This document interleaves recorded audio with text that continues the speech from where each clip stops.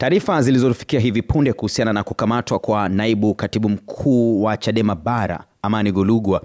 ambako jeshi la polisi linatoa taarifa kwa umma kuwa tarehe 13 mwezi wa 5 2025 majira ya saa 6:45 usiku katika uwanja wa ndege wa kimataifa Julius Nyerere, lango namba 3 maarufu kama Terminal 3, likimkamata Amani Golugwa, naibu katibu mkuu Tanzania Bara wa Chama cha Demokrasia na Maendeleo Chadema, akiwa katika maandalizi ya kusafiri kuelekea Brussels nchini Ubelgiji. Jeshi la polisi lilimkamata naibu katibu mkuu huyo kufuatia taarifa za siri kuwa amekuwa na mienendo ya kuondoka na kurudi nchini bila kufuata taratibu za kisheria hapa nchini.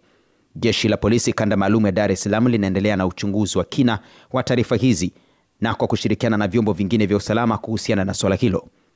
Jeshi la polisi linatoa wito kwa wananchi kuendelea kuwa watulivu wakati uchunguzi ukiendelea na kupuuza taarifa za upotoshaji kuhusu hatua hizi za kisheria zinazomhusu mtajwa. Taarifa hii imetolewa na kaimu kamanda wa polisi kanda maalum ya Dar es Salaam.